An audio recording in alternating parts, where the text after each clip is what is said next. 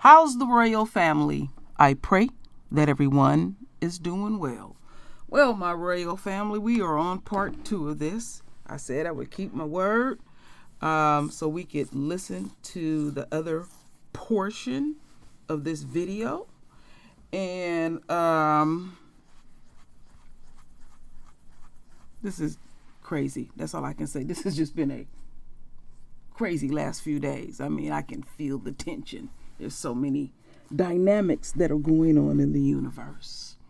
So, Pancetto, she says she's a 22-year-old girl. Basically, she's been quite flippant, and she a trap. She's not in touch, you know. She's given the energy of entitlement, and we've seen how she really gets down. So we will continue to see more of this, and I have a series of pictures that I will be showing the royal family. Basically, she has just arrived to the airport, and look what she got in her hand. All right, now we know she's alcoholic, probably on some type of dope. You know, I already showed what I showed yesterday about her and her skank ass mama. The fruit do not fall far from the tree. So as we go on this journey, my royal family, let's get into video number 1. I have 3 videos to show the royal family, and so I think this is quite fitting.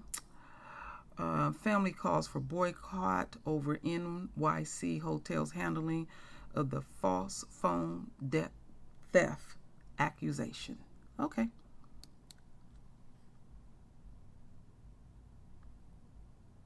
Back here in our area, calls for justice for the parents of the teenager who was assaulted and then falsely accused of stealing a cell phone in a hotel in Soho. They say that the Arlo Hotel sided with the woman who was making that accusation, and now they're calling for a ban on the Arlo and its parent company. Eyewitness News reporter Sandra Bookman is live in Soho with the details this afternoon. Sandra. The parents of the 14-year-old that was accosted and accused in the lobby of this hotel behind me say seeing the woman at the center of all this charge is just one piece of the picture here. They say they want to make sure that the hotel they accuse of enabling her behavior is held accountable as well.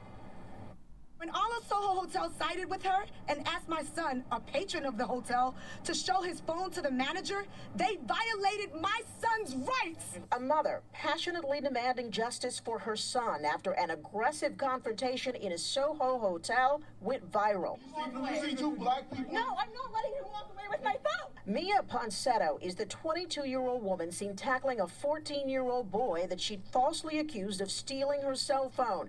And last week, during a network interview, seemed to be asking, what's the big deal? I was one girl accusing a guy about a phone, a crime. NYPD detectives tracked her down in California, brought her back to New York, where she was arraigned over the weekend. Pancetto now facing several charges, including attempted robbery, grand larceny, 2 counts of attempted assault, and endangering the welfare of a child. This person is a menace to society with no remorse. If you've seen the Gayle King interview, then you know.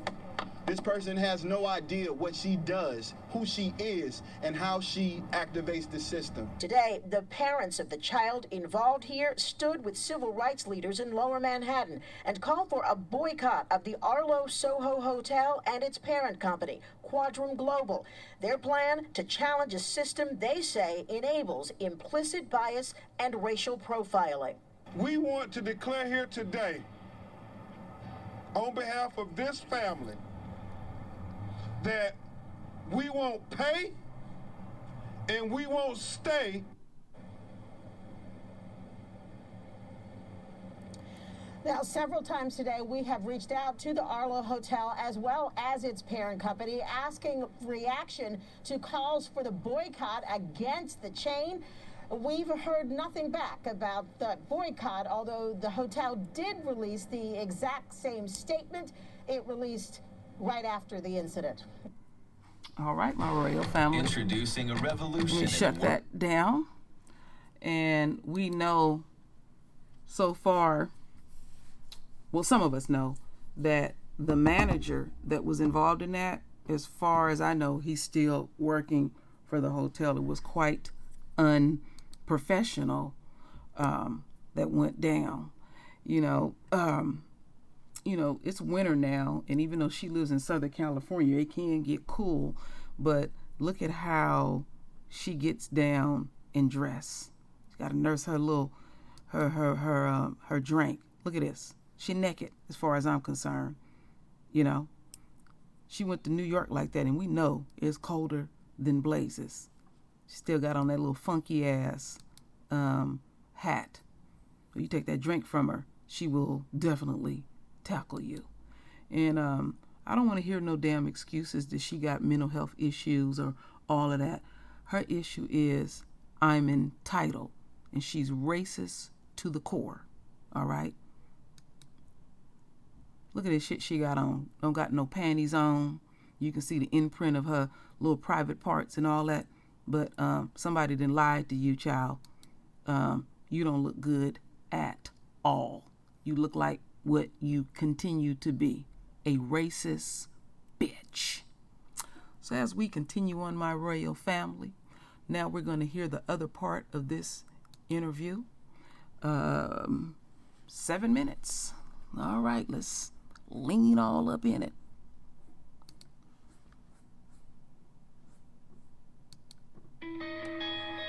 This morning we are sharing more of our exclusive interview with a woman whose confrontation with a black teenager in a New York hotel was caught on camera over the holidays. Cell phone video shows Mia Ponsetto accusing 14-year-old Keon Harold Jr. of stealing her iPhone last month. Ponsetto was arraigned over the weekend and freed on supervised release.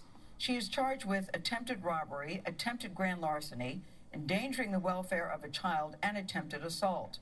Well, we spoke with Ponsetto and her attorney, that's Sharon Gatan, just hours before her arrest last week. This morning, we begin where we left off on Friday. You seem to have attacked this teenager about the phone, and then it turned out he didn't even have your phone. Okay, so that's the thing. I mean, you're saying, look, I'm 22 years old. You're 22 years old, but you are old enough to know better. Oh, the hotel so I will did say have you're my... 22. Right, I get it. Enough. The hotel did have my phone. The hotel did end up having my phone. I did get my belongings returned to me. So maybe it wasn't him, but at the same time, how is it so that as soon as I get asked to leave the premises after I had accused this person of stealing my phone, how is it that all of a sudden they just miraculously have my phone when I come back? And it didn't seem as if my accusations really bothered the son and the father, because they were just enjoying a nice meal right after this whole encounter.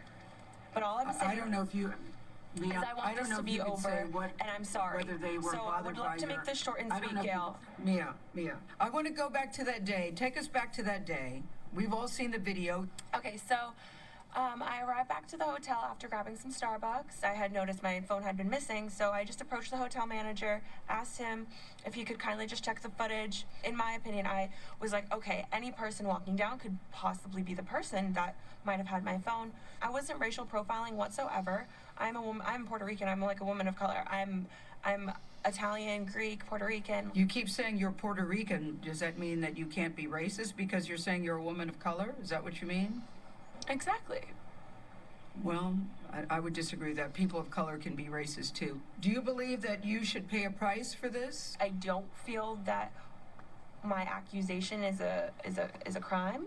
But it's more than the accusation. It's the way that you tackled him, it seems, on the videotape. What would you do differently? You said that you look at that tape and that's not who you are. I think I could have just asked the hotel manager. So, yes, I could have stepped aside, or the father and I. We immediately could have started just speaking at a lower tone, and probably that would have handled the whole situation a lot better. With all due respect, when Mr. Harold was talking to you, it seemed to me that he was responding to you because you had accused his son. I'm saying that both of us. I said both of us. You see two black people? No, I'm not letting him walk away with my phone. Bottom line is this issue is much bigger than I think Mia is appreciating, and she sees it as a very simple thing. Attorney Sharon Gatan sat with Ponsetto through the entire interview and wanted her client to feel empowered to tell her own story. But Gatan also felt it important to provide context on Ponsetto's state of mind at the time of the incident. So let me just boil it down.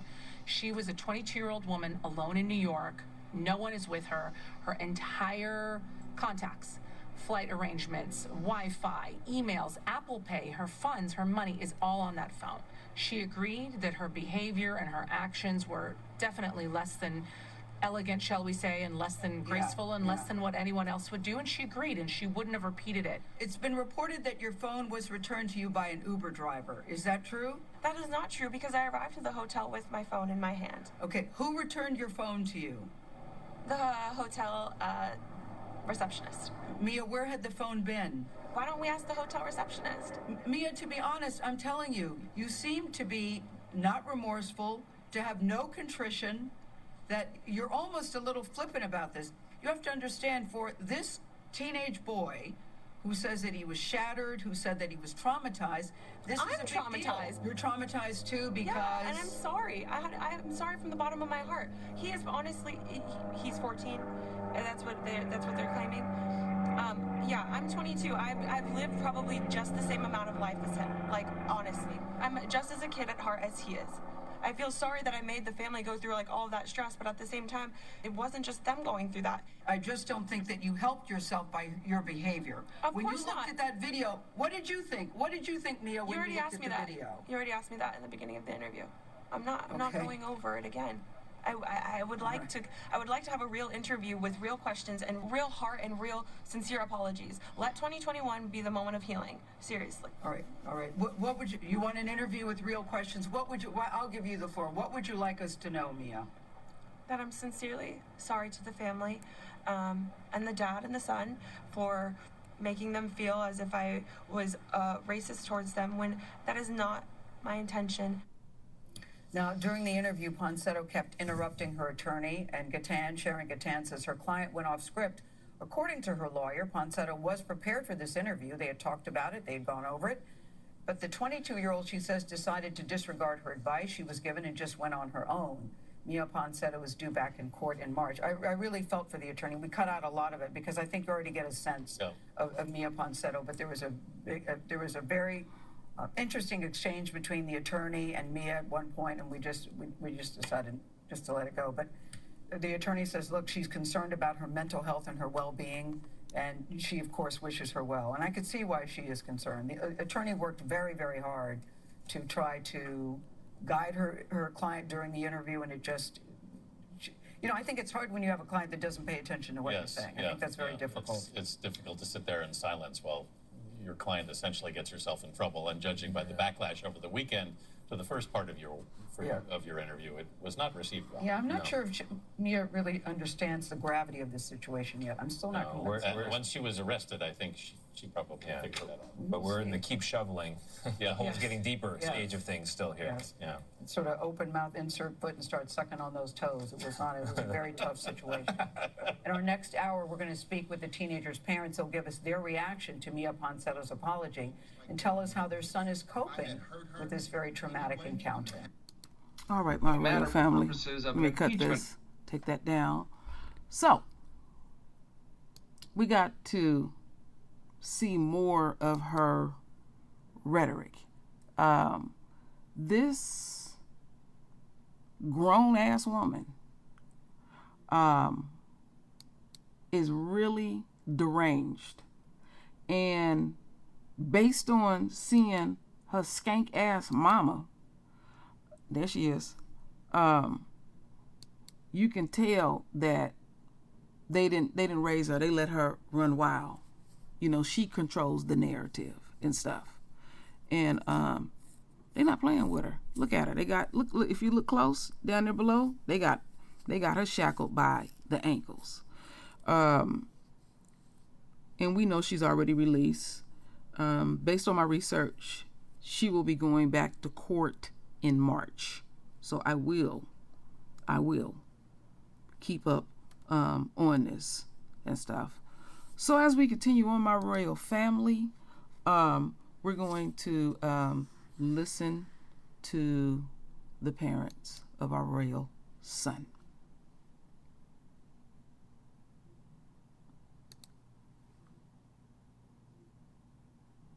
The parents of a 14-year-old teenager who was allegedly attacked by a woman in a New York hotel and then wrongly accused of taking her phone. Jazz musician Keon Harrell recorded this video of Mia Ponsetto approaching his son Keon Harrell Jr. and then falsely accusing him of stealing the phone. Surveillance video later shows her tackle the teenager to the ground. Ponsetto now faces a series of charges, including attempted assault. In an exclusive interview, she told us she is sorry. We asked the teen's parents how he's coping with this very traumatic incident and for their reaction to her apology and arrest. I'm happy that she's been arrested, but that's only the first step in a very big conversation that needs to happen here in America that has to do with racial profiling. If I had done that, what Mia Ponsetto done to my son, I'd be in jail now. If I had hurt her in any way, I'd be in jail now. We wouldn't even be able to have this conversation. As a black man, every day I walk outside, I have to play the perfect game, almost like throwing a no-hitter, just to be believed. No, you can't. No. I'm the manager of the hotel. I don't care. He will, this right is my now. son. The hotel has said, Keon, that they believe that it should have been handled differently. I'm so angry. I'm so angry at that hotel because this could have been de-escalated. This could have been de-escalated a long time ago.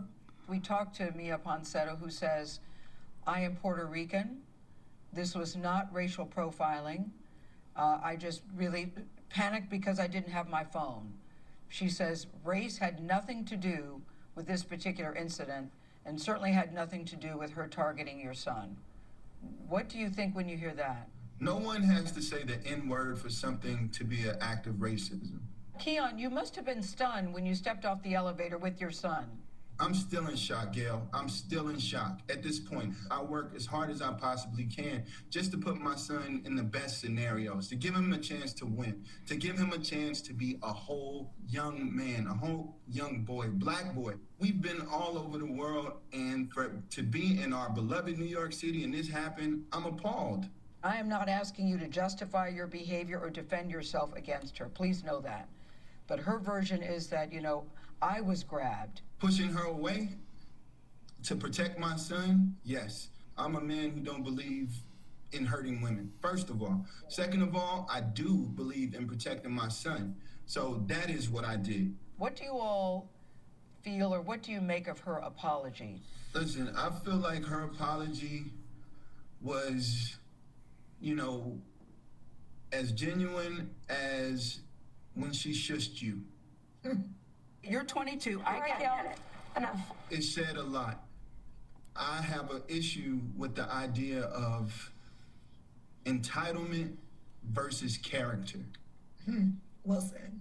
It's all been tragically consistent. I'll just say that. Yeah, I apologize. Can we move on? Those were the exact words that she used with you. Does that sound like an apology? She knew she assaulted a 14-year-old boy, not a guy, not a man. Keon Jr. comes from a musical family. His mother's a singer and a saxophonist for Beyonce. His father is a Grammy Award-winning trumpeter. They say they are using music to help their son heal from this incident. Thank God my friends alive. Keon Jr. wrote a song called Unjustified Times, and he recorded it with friends while he played the drums. Kat, I'd like to know how he's doing. When I went to hug him from behind, because we have such a great relationship. He said, Mom, he tensed up. He literally tensed up. He said, Mom, can I ask you not to do that? I can't. Why did he ask you not to do that? Because this young lady, which I will not say her name, she does not deserve that. This young lady blindsided him in the hotel. He keeps on asking the question, why? Like, why me, Mom? You know I wouldn't steal anything. I didn't know her. Why? As a mother, to have to answer that question. It's tough to look in her being arrested more than what it is, because the person who killed Trayvon Martin is free. The person who blamed Emmett Till is still alive. Things could have gone another way. What does justice look like for your family at this point, for the both of you? Justice, I think the idea of justice, just like the idea of the apology, is so much more than just saying I'm sorry, because people can say I'm sorry and it's empty. Justice has to do with change. Yeah, my heart really went out to them, because you can still feel the pain. Yeah. You can still know that their son is still very shattered. They said he can't even look at his phone anymore because there's so much information that comes. You know, he's in therapy. His family has him in therapy, and you know, they're both still traumatized too, still reeling from it. Ben Crump represents him and was saying, you know, they hope that the charges, it will send a message that just because this woman, who appeared to be a white woman, she's now saying she's Puerto Rican, was believed over the word of the people, of the father and son who said, look, we didn't do this. And she's right, that it could have been de-escalated. You know, on the tape you can hear Keon Sr. saying, you know, do the iPhone feature. Do the iPhone, find my iPhone feature. Yeah. It would have solved it just right then and there. Yeah, well, and if you lose your phone, do you go up to some random person and attack them? No. I don't intend to start doing that. No, I don't think that's there's so many layers of wrong here in this case. There are no winners here. There are none. All right, Kicked my off royal Twitter family. for saying them. A lot of the time, your next. Shut that down. Let me take that all the way down. So, what I was thinking as I was listening to our royal sons' parents is something that I often talk about, that the enemy like to do to us. When they get an opportunity, their ultimate goal is to damage you mentally, physically, in any shape, form, or fashion. That's their ultimate goal. And so now our royal son, by this skank here, you notice her attire is always wearing this shit, you know, he's damaged, and he's going to have to navigate through that. And I have said more than once that the righteous of passage for our royal sons is usually encounters with the police. But we have seen, remember that, what was it, about 2 years ago, when our royal son got accused of rubbing on this white woman's behind, and she called the cops and all that stuff, and that child was damaged. He's damaged. And a lot of us are damaged. I often talk about being affected by, here's our royal son, by the system. You know, it don't matter what kind of coins you have or whatever it may be. We're all damaged in some kind of way. You know, me individually, I feel like I'm a very strong and determined person, but I have feelings like anyone else. And I thank the Creator that I have people that I can confide in, because what we'll do sometimes is we want to put this face up like, you know, we hard and we can take everything. That's not a sign of weakness. They affecting your being. I have often said to the enemy, keep your hands off of our royal bodies. Stay out of our royal spaces. Stop trying to mess with us on a psychic level, you know. And I really mean what I say by these things. I keep saying something that I pray that will absorb. Just thinking. You don't even have to execute. Doing anything negative to us will be felt for eternity. I have put that in the universe. And not pretty soon this gonna happen. It's happening now as I speak. Y'all want to make our world very uncomfortable. So then I only can do but reciprocate. If I'm going to be uncomfortable, you're going to be uncomfortable. And I said a while back. You get no peace. You get no sleep. You get nothing. You know, we all up in this, then it's more than time for the enemy and the enemy supporters to feel. Now we see his parents here, and I like to say here on a side note, his mama can sing her face off. Y'all know how much I love music. I mean, really, this sister is multi-talented right along with his father. And so, you know, I'm just following up my royal family because I know y'all were anticipating this. You know, it's a lot of things going on in the universe. But I was really just checking her out, how this skank was looking. Every time you see her, she's in that because somebody then lied to her ass and told her she looked good, very unattractive. Look at, no underclothes, no nothing. And stuff. Somebody on my channel said, I bet you it's them things stink. Yeah, it smell like a bag of corn chips. That's what she smelled like. But anyway, how she needs to be dealt with is extremely, extremely harsh. She needs to be locked down, and she needs to have a full experience with some seasoned prisoners, you know. But see, she the type, she won't be able to hang. She will truly be somebody's bitch up in there. She thinks she hard, you know, because it's that money thing that's in her psyche, you know. And I'm just, you know, it's just really daunting, my royal family, the continuous tyranny that we have to deal with. I'm all for the great separation. Truly, my royal family. So I'm going to end it here, my royal family. Render your voice with your beautiful divine words. And as always, my royal family, I thank you for your love. I thank you for your support. And with that said, Ashe.